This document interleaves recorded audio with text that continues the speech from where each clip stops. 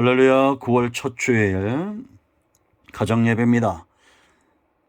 신앙 고백 드립니다. 먼저 이 말씀을 한 번 더 읽습니다. 사람이 마음으로 믿어 의에 이르고 입으로 시인하여 구원에 이르느니라. 누구든지 주의 이름을 부르는 자는 구원을 받으리라. 자, 신앙 고백입니다. 마음으로 믿고 입술로 고백합니다. 나는 전능하신 아버지 하나님 천지의 창조주를 믿습니다. 나는 그의 유일하신 아들 우리 주 예수 그리스도를 믿습니다. 그는 성령으로 잉태되어 동정녀 마리아에게서 나시고 본디오 빌라도에게 고난을 받아 십자가에 못 박혀 죽으시고 장사된 지 사흘 만에 죽은 자 가운데서 다시 살아나셨으며 하늘에 오르시어 전능하신 아버지 하나님 우편에 앉아 계시다가 거기로부터 살아있는 자와 죽은 자를 심판하러 오십니다. 나는 성령을 믿으며 거룩한 공교회와 성도의 교제와 죄를 용서받는 것과 몸의 부활과 영생을 믿습니다. 아멘. 할렐루야. 좋으신 하나님을 찬양합니다. 여러분 모두를 예수님의 이름으로 축복합니다. 오늘 여호와의 일입니다. 반드시 하나님께서 함께 하시고 우리 가운데 응답하실 것을 믿습니다. 양이 목자를 따라 동행하듯 주님과 동행하는 귀한 날 되시기를 축복합니다. 자, 오늘은 시편 49편 5절부터 12절 말씀을 묵상합니다. 기도합니다. 영광과 감사를 우리 하나님께 올려드립니다. 온 마음으로 하나님을 사랑합니다. 시편의 말씀들을 열어주시니 감사합니다. 주의 보혈을 의지하고 주의 이름을 의지하는 모든 주의 백성들 가운데 하나님의 은혜와 응답으로 채워주시기를 원합니다. 종을 낮추시고 겸손하게 하시고 오직 말씀에 도구만 되게 하옵소서. 예수님의 이름으로 사모하며 기도합니다. 아멘. 자, 5절 보세요. 죄악이 나를 따라다니며 나를 애워싸는 환난의 날을 내가 어찌 두려워하랴. 자기의 재물을 의지하고 부요함을 자랑하는 자는 아무도 자기의 형제를 구원하지 못하며 그를 위한 속전을 하나님께 바치지 못할 것은 그들의 생명을 속량하는 값이 너무 엄청나서 영원히 마련하지 못할 것임이니라.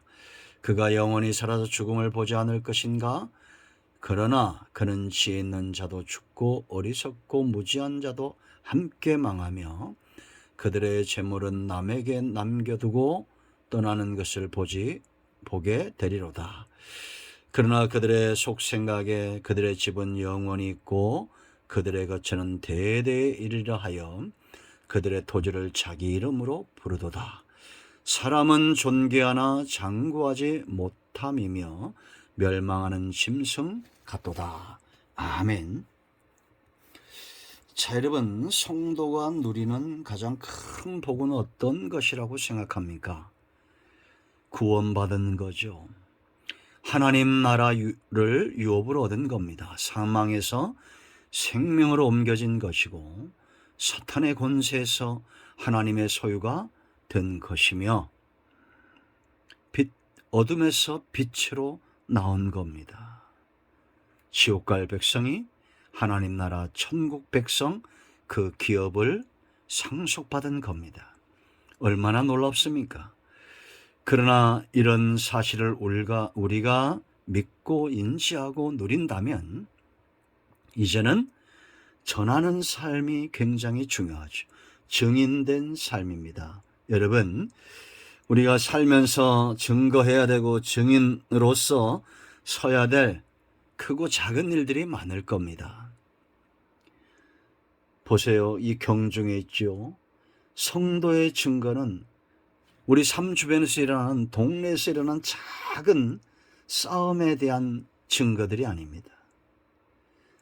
지옥 갈 백성을 천국 가도록 하는 증거고 증인입니다. 어둠에서 빛으로 나오게 하는 생명으로 이끌어가는 그런 증인된 사명입니다.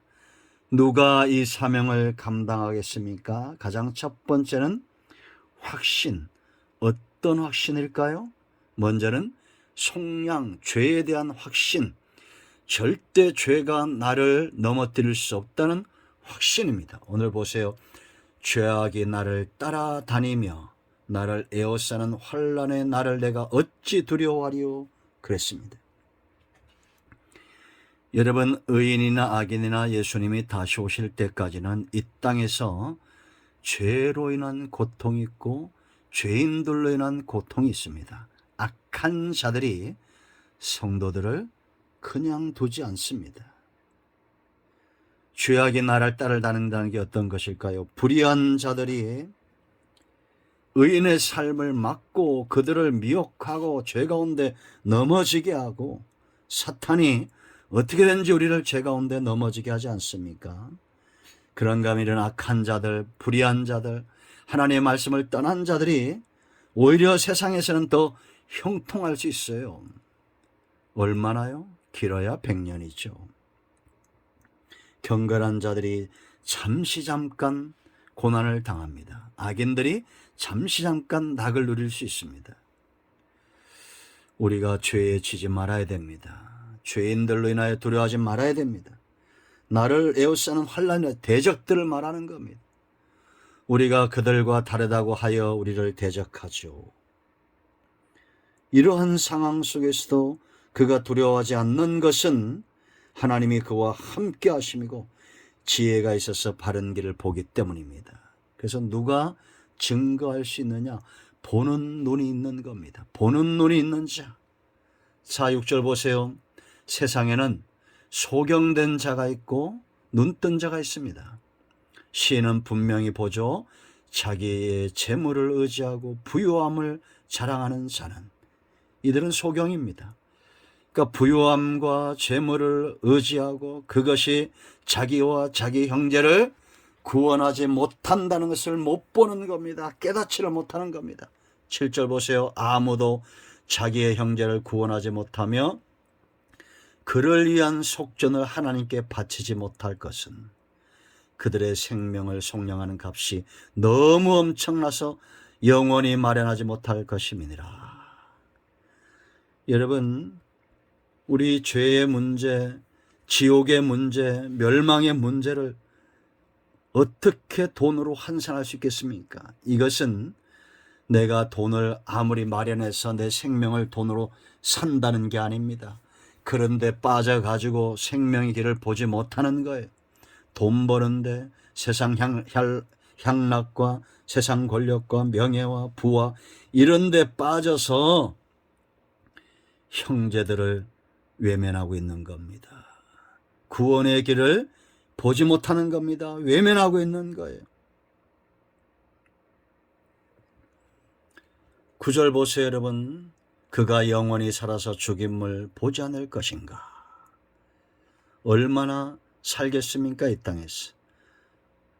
그런데 정말 중요한 이 생명의 속전, 속량, 이 길을 보지 못하고 외면하고 있다. 오직 예수 그리스도의 보혈. 양은 양으로, 생명은 생명으로. 우리의 죄 문제는 오직 예수 그리스도의 보혈로 속량되는 겁니다. 자, 10절 보세요. 지혜 있는 자도 죽고 어리석은 자, 무지한 자 다 죽는다는 겁니다. 그들의 재물은 남에게 남겨두고 떠나는 것을 보게 되리로다. 그렇게 부와 부를 얻기 위해서, 재물을 얻기 위해서 수고하지만 결국은 불현듯 사망이 오고 그 재물을 다 남겨두고 떠난다는 거예요. 그런데도 깨닫지를 못하고 어떻게 말하느냐? 11절 보세요. 그러나 그들의 속생각에 그들의 집은 영원히 있고, 이 땅에서 수십억 수백억 하는 집들이 영원히 있습니까? 그들의 거처는 대대에 이르리라 하여 그들의 토지를 자기 이름으로 부르도다. 땅을 사고 그 명의를 자기 이름으로 한다고 해서 그것이 진짜 자기 것이 됩니까? 어리석은 인생들이죠. 다 두고 가게 될 겁니다. 여러분이 서 있는 그 자리, 앉아 있는 그 자리, 그 땅, 1000년 전에, 500년 전에, 300년 전엔 다 다른 사람의 이름으로 되어 있던 곳 아닙니까? 보지 못하면 큰일입니다. 우리가 생명의 길, 천국 가는 길, 하나님 나라를 유업으로 얻는 길, 반드시 봐야 됩니다. 돈으로 갈 수 없습니다.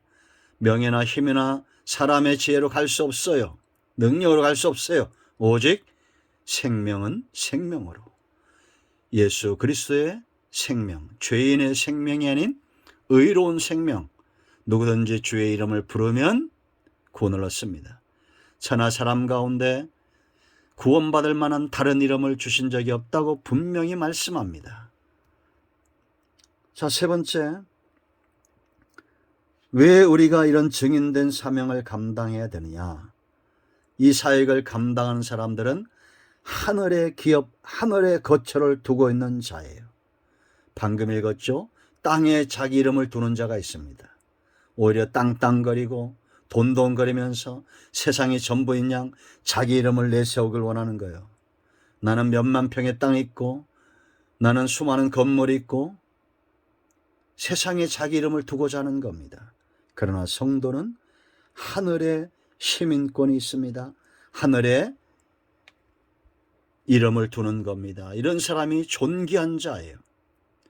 그러나 우리는 영원하지 못합니다. 세상에서 영원하지 못해요. 이걸 깨닫지 못하면 멸망하는 짐승과 같습니다.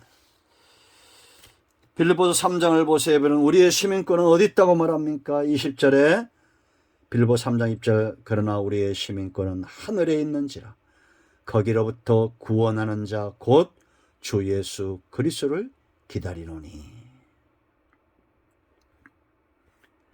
멸망받을 자들이 있습니다.